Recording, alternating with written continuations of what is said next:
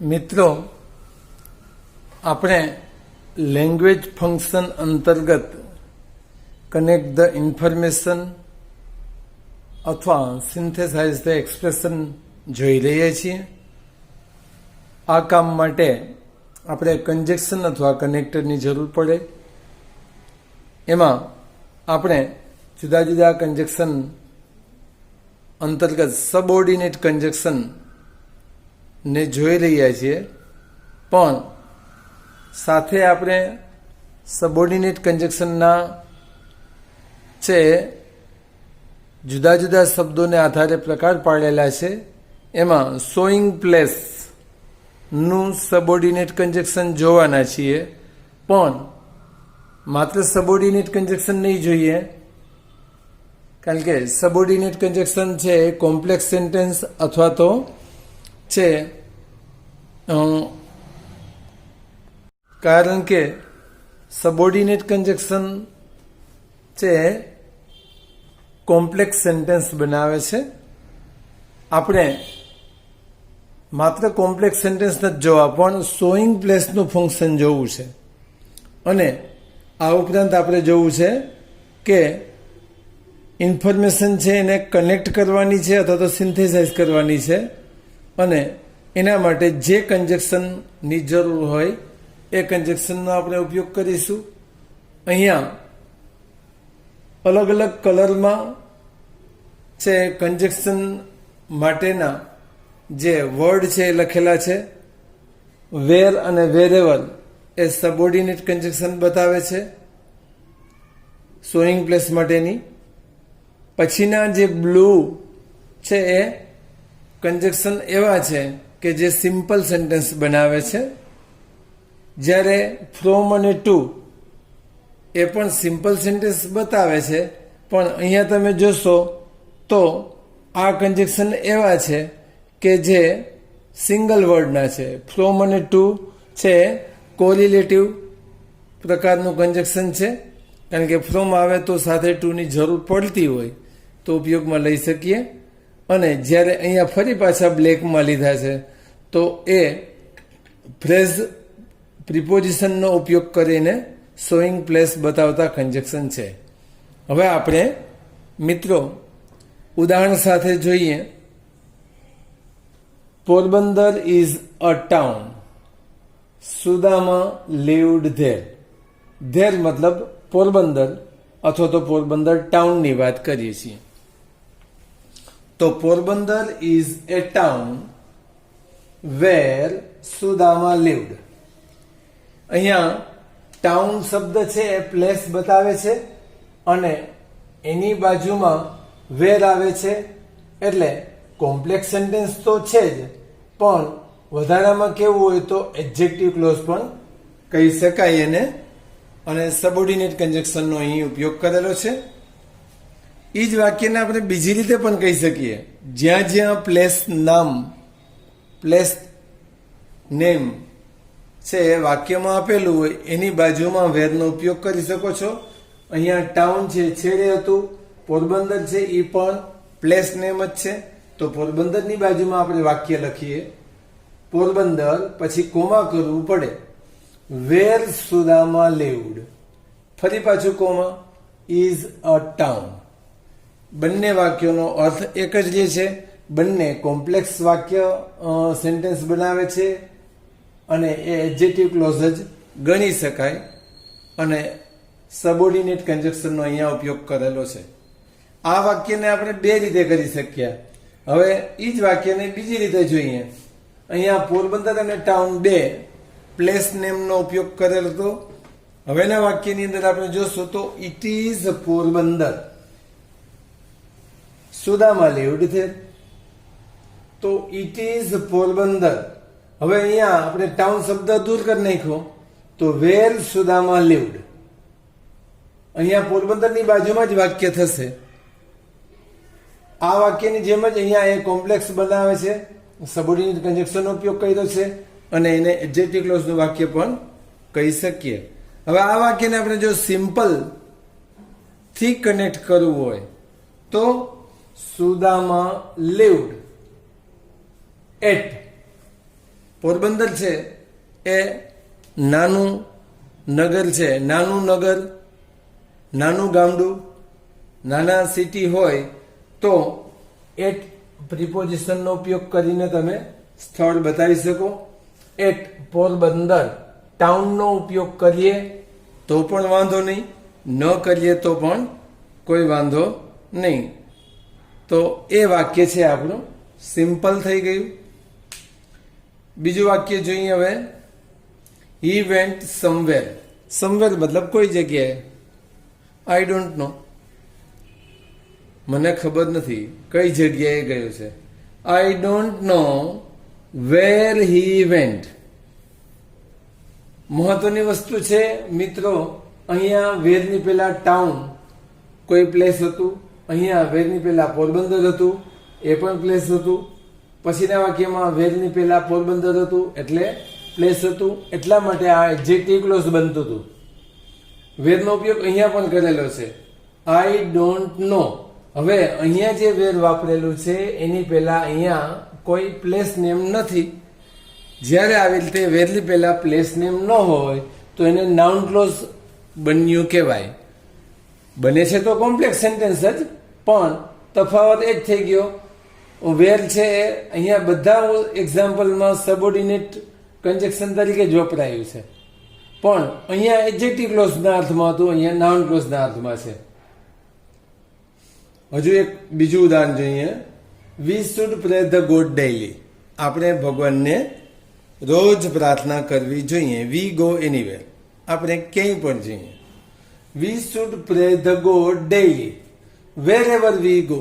જ્યાં જ્યાં જઈએ, મતલબ કોઈ પણ જગ્યાએ જઈએ.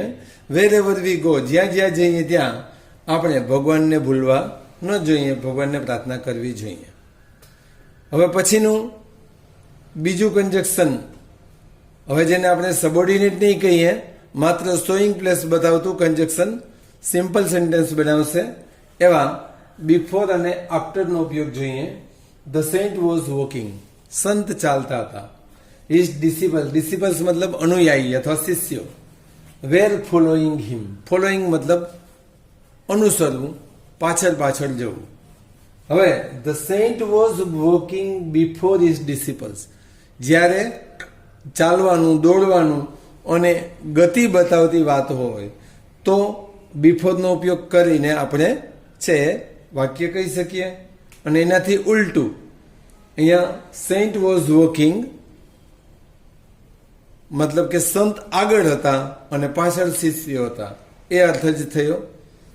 The saints ડિસિપલ. અહીંયા સેન્ટની બદલે સેન્ટ્સ ડિસિપલ્સ શબ્દ લીધો, કારણ કે વેર વોકિંગ આપણે આફ્ટરનો ઉપયોગ કરવો છે. અહીંયા સેન્ટને લીધા હતા, અહીંયા ડિસિપલને આપણે છે પેલા લીધા છે, એટલે આપણે આફ્ટરનો ઉપયોગ કરી શકીએ. આફ્ટર હિમ. આ રીતે બિફોર અને આફ્ટર બે વિરોધી શબ્દો છે, એટલા માટે થોડોક માત્ર વાક્યની શરૂઆતમાં જે કરતા હોય છે એનો ફેરફાર કરીને પણ તમે છે આ સિમ્પલ સેન્ટેન્સ બનાવી શકો છો. પણ ખાસ મિત્રો યાદ રાખવાનું, બિફોર અને આફ્ટર એવા વાક્યોમાં વાપરવાનું છે. શોઈંગ પ્લેસ માટેની વાત કરીએ છીએ કે જ્યારે એમની સાથે ગતિ બતાવતો, વોકિંગ છે, રનિંગ છે, એવો કોઈ શબ્દ આવતો હોય તો. હવે પછીનું આગળનું ઉદાહરણ જોઈએ. Maya is on the first bench. Sheela is on the second bench. તો મતલબ થયો માયાની પાછળ શીલા છે, તો આપણે કહી શકશું શીલા ઇઝ બિહાઇન્ડ માયા અથવા તો માયાઝ બેન્ચ. બિહાઇન્ડ અને આફ્ટર બે સમાનાર્થી શબ્દો છે, બંનેનો અર્થ પાછળ થાય છે. પણ ખાસ ધ્યાન રાખવાનું છે કે અહીંયા માત્ર ટુ બી એટલે કે સિચ્યુએશન બતાવવાની છે, પાછળ ગતિ નથી બતાવવાની, જ્યારે આફ્ટરમાં આપણે ગતિ બતાવવાની હતી. નેક્સ્ટ સેન્ટેન્સ જોઈએ. It is a reading room. The students can read there. અહીંયા વેરનો ઉપયોગ કરીને પણ કરી શકીએ, પણ આપણે વેરનું ઉદાહરણ જોયું એટલે ફરી પાછું વેરનું ઉદાહરણ નથી લેતા. તો the students can read in the reading room મતલબ જેવી રીતે આફ્ટર અને બિહાઇન્ડનો તફાવત છે એવો જ તફાવત તમને ઇન અને ઇન્ટુમાં આવશે. આપણે આગળના વાક્યમાં જોઈશું જ. અહીંયા ઇન ધ રીડિંગ રૂમનો મતલબ એમ લેવાનો છે કે અંદર રહેવું પડે, અંદર હોવું જોઈએ, બહારથી અંદર ગતિ કરવાની નથી. એટલે in the reading room. Next sentence જોઈએ. 2-3 વાક્યોને સાથે લીધા છે, 1-2 ઉદાહરણો સાથે આપણે સમજી શકીએ એટલા માટે. તો હવે જોઈએ. The students were in the class. વિદ્યાર્થીઓ વર્ગમાં હતા. Now it is PT period. પીટીનો પીરિયડ છે. They are coming out. તેઓ બહાર આવે છે. They will return after it. PT period after it મતલબ કે પીટીનો પીરિયડ પૂરો થાય પછી તેઓ પાછા ફરશે. તો હવે અહીંયા આપણે the students are coming out of the class for PT. જો આઉટ અને ઓફ જેવું આફ્ટર અને બિહાઇન્ડ હતું એવો જ અર્થ અહીંયા છે. આઉટ ઓફનો ઉપયોગ કરશું આ પણ ફ્રેશ પ્રિપોઝિશન થશે. આઉટ ઓફ 2 શબ્દો થઈને બને છે એટલે ફ્રેશ પ્રિપોઝિશન કહીએ. તો બહારથી અંદરથી બહાર આવવાની વાત છે એટલે આઉટ ઓફ શબ્દનો ઉપયોગ થયો એટલે એમાં ગતિ બતાવી છે એટલે આઉટ ઓફ. હવે આગળ જોઈએ. The students will return. Return મતલબ પાછા ફરવું અથવા come back into the class. હવે આપણે જોયું કે અહીંયા પીટીના પીરિયડમાં બહાર આવતા હતા. હવે શું થાય છે? બહાર હતા, હવે બેક ઇનટુ મતલબ બહારથી અંદર આવે છે એટલે ઇનટુ.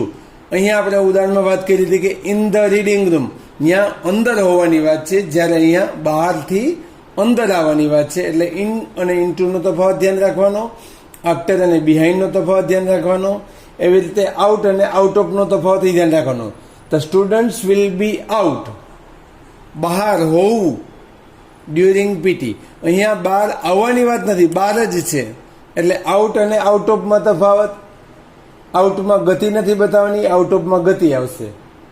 એવી જ રીતે અહીંયા આફ્ટરમાં ગતિ આવશે, બિહાઇન્ડમાં ગતિ નથી બતાવવાની.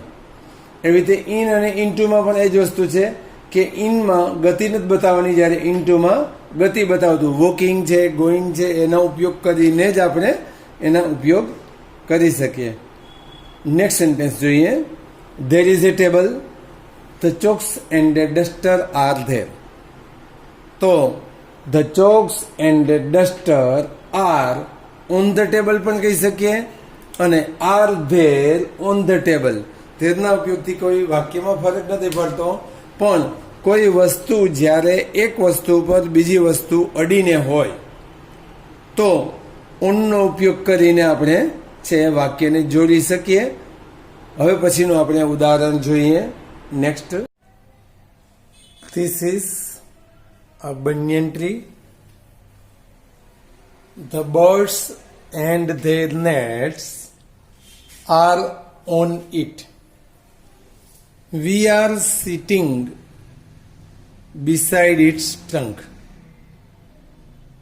આ જે એક્ઝામ્પલ છે એના આધારે આપણે બીજા એના અર્થસભર વાક્યો છે જુદી જુદી રીતે જે રીતે કહી શકીએ અથવા તો પ્રિપોઝિશનનો ઉપયોગ કરી શકીએ એ રીતે અહીંયા વાક્યો આપેલા છે. તો જોઈએ કઈ રીતે એ વાક્યો બને છે. તો અહીંયા તો ઓનનો ઉપયોગ કર્યો, અહીંયા બિસાઇડનો ઉપયોગ કર્યો. ઓન મતલબ ઉપર, અડીને ઉપર હોય એના માટે આપણે ઓનનો ઉપયોગ કરીએ છીએ. બિસાઇડ એટલે બાજુમાં. વી આર સિટિંગ, અમે બેઠા છીએ. બિસાઇડ બાજુમાં, ઇટ્સ ટ્રંક એના થર્ડની બાજુમાં બેઠા છીએ. તો એના આધારે આપણે શું શું કહી શકીએ? The birds and their nets, પંખી અને તેના માળાઓ are on the banyan tree, વડનું જે ઝાડ છે એના ઉપર અથવા તો એની બ્રાન્ચીસ ડાળીઓ ઉપર છે પંખીઓ છે, એમના માળા છે. માળો છે એ ડાળીઓ વચ્ચે જે હોવાનું છે અડીને જોવાનું છે એટલે આપણે ઓનનો ઉપયોગ કર્યો. હવે અહીંયા એક વાક્ય લખ્યું હતું we are sitting beside its trunk. એના થડની બાજુમાં છે સિટિંગ, બેઠા છીએ. તો બીજો અર્થ આપણે એમ પણ કહી શકીએ વી are sitting under the banyan tree. તો અમે વડના ઝાડ નીચે બેઠા છીએ. અંડર મતલબ નીચે. હજુ એક વાક્ય એના જેવું જોઈએ. The birds their nets, leaves and branches of the banyan tree are over our heads. અથવા તો us. હેડ મતલબ મસ્તક અથવા આપણી ઉપર. હવે અહીંયાથી તમને ખાસ ઓન અને ઓવરનો તફાવત સમજાશે. અહીંયા જે પંખી છે, માળા છે, એ બધું બનિયન ટ્રી ઉપર છે અથવા તો બનિયન ટ્રીની બ્રાન્ચ ઉપર છે એમ કહી શકીએ છીએ. પણ હવે અહીંયા પંખી છે, એના માળા છે, ઝાડ બનિયન ટ્રીના લીવ્સ છે કે બ્રાન્ચીસ છે, એ આપણા માથાને કે આપણને અડીને નથી. જ્યારે કોઈ વસ્તુ આપણને અડ્યા વગર ઉપર હોય તો ઓવરનો ઉપયોગ કરી શકીએ. એટલે આ તફાવત ઓન અને ઓવરનો તફાવત ખાસ યાદ રાખવો. હજી એક શબ્દ એવો એબોવ આવશે ત્યારે પણ આની ચર્ચા કરીશું. એટલે અહીંયા જ્યારે ઓવરનો ઉપયોગ કરીએ ત્યારે વસ્તુ હવામાં હોય, ઉડતી હોય અથવા છે કોઈના આધારે ટેકવાયેલી હોય પણ આપણા મસ્તકને આપણને અડતી ન હોય, ઉપરથી પસાર થતી હોય કે સ્થિતિમાં હોય, કોઈ જાતનું હલનચલન ન હોય, મતલબ કે સ્ટીલ કન્ડિશન સિચ્યુએશન હોય તો આપણે ઓવર કહી શકીએ. એવું જ આપણે વાક્ય કહી શકીએ ધ સીલિંગ ફેન અથવા તો the ceiling is over our હેડ. પંખો છે એ છતના આધારે ટીંગાયેલો હોય પણ આપણા મસ્તકને અડધો હોતો નથી એટલે આપણે એના માટે પણ ઓવર વાપરી શકીએ. The helicopter, the birds are flying over our head. તો એ પણ એમ જ રીતે થયું. હેલિકોપ્ટર છે કે પંખી છે એ આપણી માથે ઉડતા હોય પણ અડીને નથી ઉડતા. નેક્સ્ટ હજી એના આધારે વાક્ય જોઈએ. Baby parrot is sitting. એક પોપટનું બચ્ચું બેઠું છે at the top of the branch of the banyan tree. Banyan ટ્રીની જે ટોચ છે, સૌથી છેલ્લી ડાળ છે, એના માટે એટ ધ ટોપ ઓફ નો મતલબ સૌથી ઉપર, ટોચ ઉપર છે બેઠું છે. The banyan tree is near the river. આ વાક્યને અહીંયા ક્યાંય છે લીધું નથી પણ નિયર શબ્દના અર્થ માટે લીધું છે. હવે નિયરના આધારે આપણે બીજા અર્થ આપણે લેશું. Its roots have spread. હવે નદીની નજીક છે, નિયર મતલબ પાસે. તો બનિયન ટ્રી છે એના રૂટ્સ મતલબ કે મૂળ છે એ ફેલાય છે.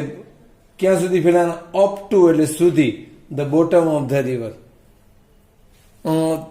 નદીના તળિયા સુધી છે, અપ ટુ એટલે સુધી છે એના મૂળ છે ફેલાયેલા છે. There are roots and soil at the bottom of the river. ઉપરના વાક્યને આપણે જોયું up to the bottom of the river મતલબ કે નદીનું જ્યાં તળિયું છે ત્યાં સુધીના મૂળ છે એ ફેલાઈ ચૂક્યા છે. તો એનો બીજો અર્થ આપણે એમ પણ કરી શકીએ there are roots and soil. Soil મતલબ માટી, મિટ્ટી. At the bottom of the river. નદીના તળિયે શું છે તો કે માટી છે અને રૂટ્સ મૂળિયા છે. તો હજુ બાકીના ઉદાહરણોને આગળ જોઈએ. That is a clock, that is A window. તો આપણે ઘડિયાળને એનું સ્થાન બતાવવા માટે આપણે the clock is above the window. ઘડિયાળ છે એ દિવાલમાં ઉપર ટાંગેલી સ્થિતિમાં હોય ત્યારે આપણે એબવનો ઉપયોગ કરીએ. અહીંયા ખાસ બીજા 3 શબ્દો સાથે લખેલા છે, એનો તફાવત સમજો. ઓન અડીને ઉપર, ઓવર અડ્યા વગર ઉપર, અપ એ ઉપર ચડવાની સ્થિતિમાં. અહીંયા એના પછીનું એક્ઝામ્પલ એના માટે જ આપેલું છે. તો ચારેયનો તફાવત. અહીંયા ગતિ બતાવવાની છે જ્યારે આ બેમાં ગતિ નથી બતાવવાની અને એબોમાં ગતિ બતાવવાની જરૂર નથી. માત્ર સ્થિતિ જોવાની છે. અડીને ઉપર, અડ્યા વગર ઉપર અને દિવાલમાં ટાંગેલી સ્થિતિમાં એકબીજાની ઉપર એ સ્થિતિ જોવાની છે.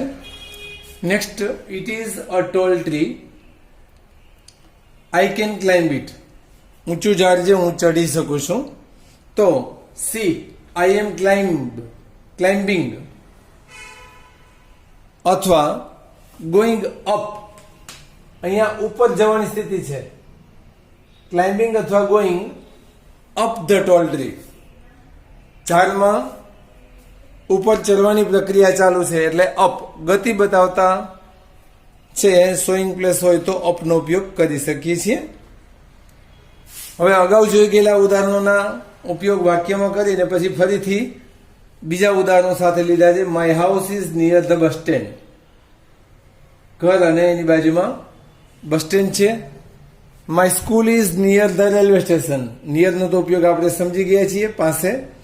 There is a small tunnel on my way. સ્કૂલથી ઘરે અથવા તો ઘરેથી સ્કૂલે જવાના રસ્તામાં એક ટનેલ છે.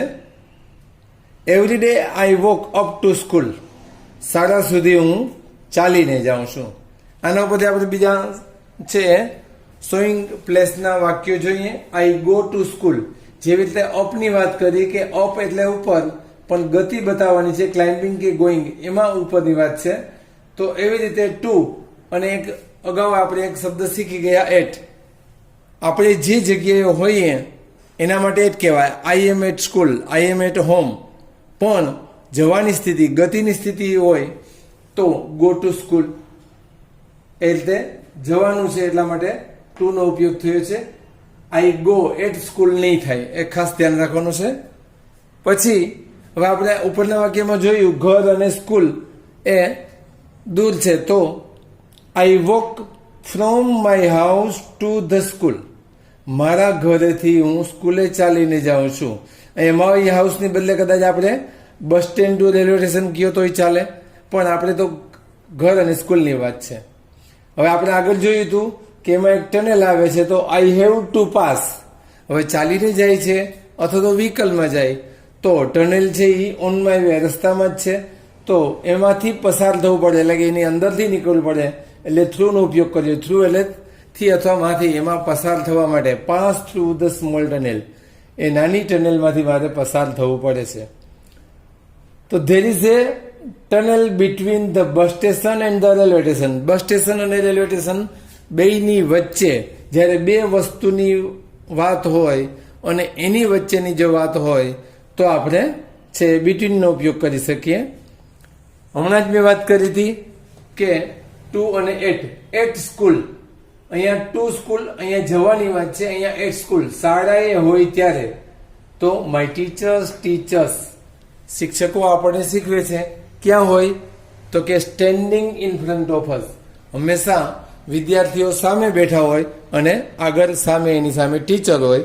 તો ઇન ફ્રન્ટ ઓફ એટલે સામે ઊભા રહીને છે ટીચર શીખવે છે, એટલે ઇન ફ્રન્ટ ઓફ નો અર્થ પણ જોયો. હવે બાકીના જે પ્રિપોઝિશન અથવા શોઈંગ પ્લેસ બતાવતા જે બાકીના રહી ગયેલા શબ્દોને જોઈએ. A young girl was standing. A young boy passed by her. By her એટલે પાસેથી. એક યુવાન છોકરો છે એની પાસેથી પસાર થયો. બાય મતલબ પાસેથી. હી સ્ટૂડ ધેર, તે ત્યાં જ ઊભો રહી ગયો. પીપલ ગોટ સરાઉન્ડેડ, લોકો એકઠા થઈ ગયા. બોથ ઓફ ધેમ મતલબ એને ઘેરીને ઊભા રહી ગયા. તો આના પરથી આપણે બીજું વાક્ય કહી શકીએ, a young boy standing near by a young girl. હવે છોકરી તો ઊભી જ હતી, છોકરો એની પાસેથી પસાર થયો પણ એની બાજુમાં ઊભો રહી ગયો, એટલે near by a young girl, છોકરીની પાસે જ ઊભો રહી ગયો. તો એને શું કર્યું? સ્ટેર્ડ એટ હર, એ છોકરીને તાકીને જોવા માંડ્યો. એટ એની તરફ. આપણે અગાઉ વાત કરી હતી કે એટલો મતલબ જે તરફ હોય તે તરફ સ્થિતિની વાત કરે છે. Both of them. હવે આપણે અહીંયા વાક્ય જોયું, people got surrounded both of them, બેયને ઘેરી લીધા. તો એનો મતલબ શું થશે કે both of them wear among people, આપણે અગાઉ બિટવીન શબ્દનું વાક્ય જોઈ ગયા હતા. બે વસ્તુ, બે વ્યક્તિની વચ્ચે હોય તો જ બિટવીનનો ઉપયોગ થાય. હવે અહીંયા બે તો છે પણ આજુબાજુમાં પીપલ છે, એટલે પીપલની સંખ્યા અનિશ્ચિત છે. બે થી વધુ હોય ત્યારે એમંગનો ઉપયોગ થાય, એટલે both of them wear among people. હવે બીજું એક ઉદાહરણ જોઈએ. આઈ લીવ એટ મોટી ખોખરી. મોટી ખોખરી એક ગામ છે, ત્યાં હું રહું છું. There is A river on the way. ગામથી બહાર જવું હોય તો રસ્તામાં એક નદી આવે. We have to cross it. અમારે એને ક્રોસ મતલબ ઓળંગવી પડે. There is A garden on the other side. બીજી બાજુ ઓફ ધ રિવર. આના બધે આપણે કહી શકીએ we have to swim across the river. મોટી ખોખરીમાં હોઈએ અને બીજી તરફ જવું હોય તો એક તરફથી બીજી બાજુ પસાર થવા માટે, નીકળવા માટે નદીમાંથી થઈને નીકળવું છે, એટલે એક્રોસ, એક પારથી બીજે પારના અર્થમાં એક્રોસનો ઉપયોગ કરવાનો છે. પણ જ્યારે આપણે મોટી ખોખરીમાં હોઈએ તો આપણે બીજું વાક્ય કહી શકીએ કે there is A garden beyond the river. એક બાજુ આપણે નદીના એક કાંઠે છીએ અને બીજા કાંઠાની વાત કરીએ છીએ તો there is A garden beyond the river. મિત્રો, તો આ રીતે ખાસ કરીને મોટા ભાગના પ્રિપોઝિશનો હતા આની અંદર. સબઓર્ડિનેટ કન્જક્શન તો આપણે માત્ર વેર અને વેરેવરનો જ ઉપયોગ હતો. બાકીના મોટાભાગના પ્રિપોઝિશન હતા અને એ શોઈંગ પ્લેસ તરીકે હતા. એટલે આપણે કન્જક્શનનો ઉપયોગ કરી શકીએ. આના દ્વારા વાક્યો, અધૂરા વાક્યો હોય એ પૂરા કરી શકીએ. બે વાક્યો આપેલા હોય એને વ્યવસ્થિત અર્થઘટન કરીને જોડી પણ શકીએ. Thank you.